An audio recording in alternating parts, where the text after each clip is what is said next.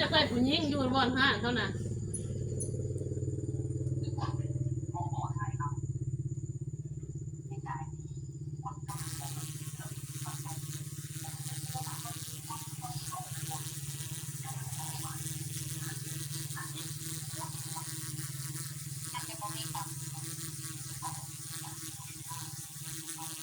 มันเป็นห่วงพ่อมันจ้ะ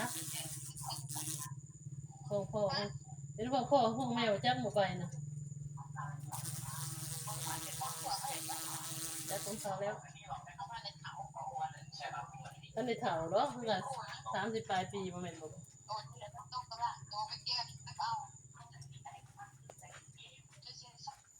2คนก็30,000นั่นแหละเดือนละ30,000กิน10,000เก็บไว้10,000 20,000เด้เดือนละเดือนค่าน้ำไฟค่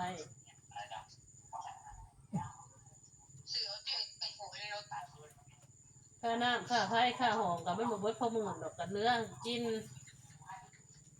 30,000แหละ2คนน่ะเงินพิเศษต่างหากคือพอปิดน่ะเงินพิเศษกินแต่ละวันได้กินแค่นั้นได้เลยโอ้ยหมูนูคือเงินเนี่ยเสร็จแล้วสีเชียไม่ได้เสร็จแล้วได้เงินไปเหลือกินอยู่น้ำเขาดูทางกินน้ำเขาเบิดดูทางเก็บเงินเอ้าห้านเขาแก่เขาพูดน้อยเขาแก่เต่าน้อยแม่บอกแล้วเปิดห้านใหม่แบบจังไรนี่เลยแบบอันนั้นเป็นหลังจานแบบอันนั้นก็แบบอันนั้นนะคำบางนะว่าไม่หรอกคำบางเป็นเด็กเสิร์ฟให้เป็นพวงไปแต่เป็นเด็กเสิร์ฟได้ฮะมึงจะมาเป็นพนักงานมันนี้เป็นเด็กดื้อบางมึงเป็นเด็กเสิร์ฟมึงเพียงภาษาไทยเป็นแล้วถึงว่าหันไปจ้ะถ่ายเขาเตะแบบ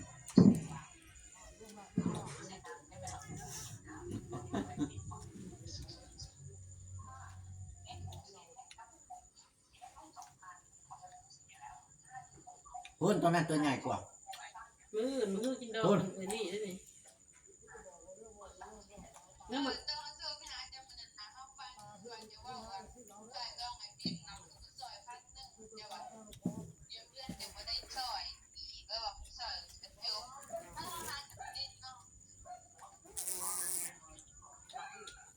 มันเป็นยัง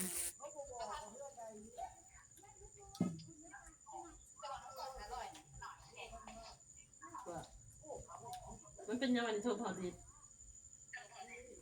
จะบอกว่าก็ซอย1,100อยู่เพื่อนยังบริจาคอีกแล้วก็มันพันอะไรแบบนี้ความพันนะบอก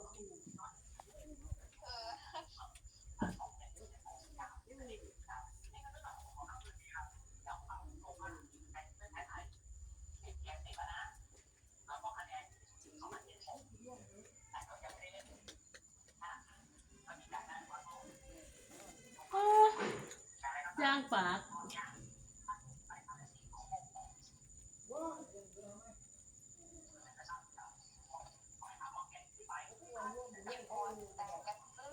ไปนอนพักผ่อนเจ็บหัวก็ดีเท่านี้แหละ